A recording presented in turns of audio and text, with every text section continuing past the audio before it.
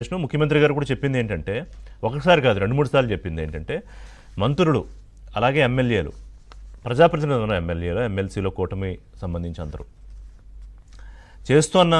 జరుగుతున్న మంచిని అభివృద్ధిని చెప్పుకోలేకపోవడం దానికి ఎందుకు వెనకాడుతున్నారు అనేది శ్రీనివాస్ గారు మీ అబ్జర్వేషన్ ఏంటంటే మనం ఇంక్లూజివ్ దీంట్లో అని ఫీల్ అవ్వలేకపోతున్నారా లేకపోతే ఇదేదో మనకు సంబంధం లేని వ్యవహారంలాగా అనుకుంటున్నారా ఏదో అయి ఉండాలి ఖచ్చితంగా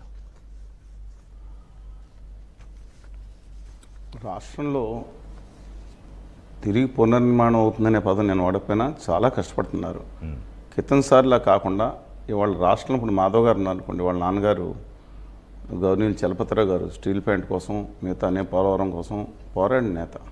డెఫినెట్గా అంశాల్లో వాళ్ళ కన్సర్న్ ఉంటుంది రెస్పెక్ట్ ఆల్ ఆఫ్ దెమ్ కానీ వాళ్ళ కన్సర్న్ ఎక్కడ ల్యాక్ అవుతుందంటే లీడర్స్లో నేను మిగతా వాళ్ళు అందరిని అంటలేదండి అందరు ఎమ్మెల్యేలు అంటలేదు నిన్న మా రామానాయుడు గారు ఉన్నాడు మా ఎమ్మెల్యే చూసాము ఎప్పుడు ప్రజల్లో ఉంటాడు ఆయన మా మిత్రం నిన్న దాని గురించి కాదు మళ్ళీ రేపు కానీ వాళ్ళ సిచ్యుయేషన్ ఏంటంటే దయచేసి అర్థం చేసుకోవాల్సింది కలెక్టివ్ రెస్పాన్సిబిలిటీ అనేది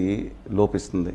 కొంతమంది ప్రజాప్రతినిధులు దొరికింది అవకాశంగా దీనికి వ్యవస్థను నిందిద్దాం అక్కడ ఉన్న అందరం కలిసి వాడు ఎవరైనా వాళ్ళ వ్యవస్థని మనం పాడు చేస్తే వ్యవస్థ మనం పాడు చేస్తుంది ఇష్టం వచ్చిన డబ్బులు ఖర్చు పెట్టి నెగ్గాలనే సిచ్యుయేషన్ తీసుకొచ్చిన తర్వాత ఇవాళ మీద పడతా ఉంటే నేను అందరు ఎమ్మెల్యేలు అంటలేదండి లేదా ప్రజాప్రతినిధులు అంటలేదు ఏం జరుగుతుందో ఆలోచించుకునే వాళ్ళ అది మీరు కలెక్టివ్ అంటారేంటండి అసలు ఏం జరుగుతుంది కింద మీద పడుతున్నారండి కదండి అంటే ఇంక తేడా ఏమొస్తుంది ఇదే మనం చెప్తున్న విధానాలు రెండో విషయం ఏంటంటే కాకుండా వేరే పనుల్లో బిజీగా ఉన్నారు వాళ్ళు అవునా అదే నేను చెప్పింది మీకు అర్థమైంది ప్రజలకు అర్థమైంది అక్కడ వాళ్ళందరికీ అర్థమైంది మరి ఇంకా వాళ్ళు మన ఇబ్బంది పడతాం ఎందుకు అట్లా చంద్రబాబు నాయుడే చాలా సార్లు వాళ్ళకి వార్నింగ్ ఇచ్చారు ఇప్పటికి 3-4 సార్లు మార్చుకోకపోతే కనుక సీరియస్గా ఉంటుంది అని తప్పదు అది కూడా మాట్లాడుకోవాల్సిందే కదా అది ఏ పార్టీ నాయకులు అవునండి వాళ్ళందరూ 20 కోట్లు మా దగ్గర అయితే పాపం రూపాయి ఖర్చు ఉండి మిగతా 20-30 కోట్లు 40 కోట్లు ఖర్చు పెట్టుకునే వ్యవస్థను తిట్టండి ముందల అలా పైన చేసింది అది రేపు ఎలాంటి పరిస్థితి తీసుకొచ్చారు ఇవాళ వ్యవస్థను మార్చమంటున్నాను నేను వ్యవస్థ ధర్మాన్ని రక్షించండి ధర్మం మిమ్మల్ని రక్షిస్తుంది ఇవాళ వ్యవస్థను బాగు చేస్తే మిగతా వాళ్ళు బాగు ఇప్పుడు జగన్మోహన్ రెడ్డి గారు నిజంగా నేను ఎవరిని మాట్లాడాల్సింది నిజంగా ఆయన నవరత్నాలు ఇచ్చుకుంటా మా ప్రత్యేక విభజన హామీలు రాష్ట్రానికి తీసుకొచ్చి ఆయన పైన ఆయన చేసుకుంటే 10 ఏళ్ళు అధికారులు ఉండేవారైనా ఇవాళ కక్ష సాధించి చెల్లికెళ్ళి 11 సీట్లకు వచ్చారు ఆయన అది అంటే నేను ఇవాళ మాట్లాడుతున్నాను కన్స్ట్రక్టివ్గా నేను చెప్తున్నాను దయచేసి ఇవాళ మన సాహెబ్ గారు ఏదో మాట్లాడతా వారు కొన్ని తప్పులు చెప్పారు పోలవరం ప్రాజెక్టు గురించి అన్నారు పోలవరం ప్రాజెక్టు గురించి మా పెద్దలు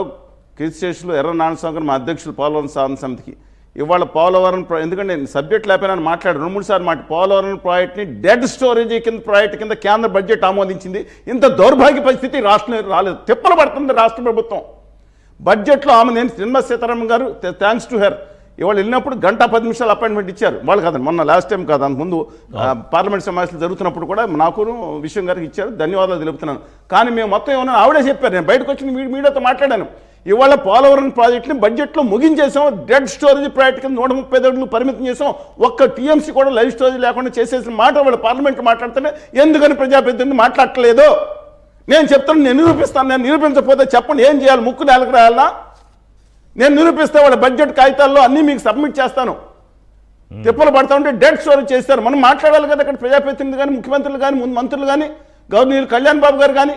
సెకండ్ పాయింట్ నేను వస్తాను ఇవాళ రాష్ట్రంలో ఇవాళ మంత్రులు కూడా ఇవాళ బీజేపీ మంత్రుల దగ్గర నుంచి సత్యకుమార్ గారి దగ్గర నుంచి రాష్ట్రంలో లోకేష్ గారి దగ్గర నుంచి అందరూ తమ ముందు ప్రయత్నం చేస్తున్నారు కానీ ఎంతవరకు సాధ్యం అవుతుందండి ఇవాళ చంద్రబాబు నాయుడు గారు తీసుకొచ్చిన విషయంలో హైదరాబాద్ విషయంలో మిగతా విషయంలో ఇవాళ హేళన ఇవాళ మన రేవంత్ రెడ్డి గారు కూడా వేళం చేస్తున్నారు అమరావతిని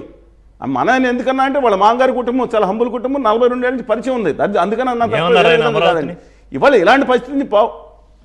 అమరావతి బద్దినాళ్ళకి మాకు హైదరాబాద్లో మాకు అసెట్ అన్నారు అసలు అవసరం ఉందా రిఫరెన్స్ చేయాల్సిన అవసరం ఉందా అవసరం లేదు లేదా అమరావతి ఎలా సెల్ఫ్ సస్టైన్ ప్రాజెక్ట్ మరి తెలంగాణ ముఖ్యమంత్రి గౌరవ రేవంత్ మనం చెప్తాను చేశారు కాబట్టి అన్నది అది కాదు రెండో విషయం చెప్తున్నాను నా హంబులు ఇవాళ నేను 2019 ముందు కంటే ఆ తర్వాత ఉధృతంగా ఉద్యమం చేశాం జగన్మోహన్ రెడ్డి గారు ఇంటిని నేను లక్ష్మణ్ గారు ముట్టడించి ఆమె చేర్లించుకు ముట్టించే ఎన్ని బాధలు పడడం తెలుసు 99% ప్రజలు తెలియదు పాదయాత్ర బస్సు యాత్రలు అంతకట్టి చేసాం కదా coming back to the Amaravati point అండి నేను చెప్తాను అమరావతి కానీ సస్టైనబుల్ డెవలప్మెంట్ అనేది ఎలాగ విత్ అమరావతి శ్రీకాకుళం బ్యాక్వర్డ్ తుఫాను వచ్చినప్పుడు అక్కడే ఉన్నాం సోలార్ లైట్లు నేను నారాయణమూర్తి గారి పంచం ఏదో నా శక్తి వంచన లేకుండా నా అనంతపురం కాదు ఈ రోజు మనం మాట్లాడే టైం కూడా నేను సేవా కార్యక్రమం ఏదో ఒకటి చేస్తా ఉన్నాను రాష్ట్రం ఈ రోజు ఈ టైంకి 8:30 కూడా నేను ఇప్పుడు ఒక్కడ మాట్లాడుతున్నానండి. దయచేసి అక్కడ ఉన్న వాళ్ళందరికీ దయచేసి కానీ ఇప్పుడు మీకున్న కమిట్మెంట్ కొంతైనా అధికారంలో ఉన్న అధికారం అనుభవిస్తున్న వాళ్ళకి ఉండాలి కదా, అది నేను రైజ్ చేసిన పాయింట్. తిరుపతిరావు గారు లేదండి వాళ్ళు కొంతమందికి ఉంది కానీ ఒక్క నిమిషం నేను చేస్తాను తర్వాత మనం మాట్లాడతాను. కానీ ఇవాళ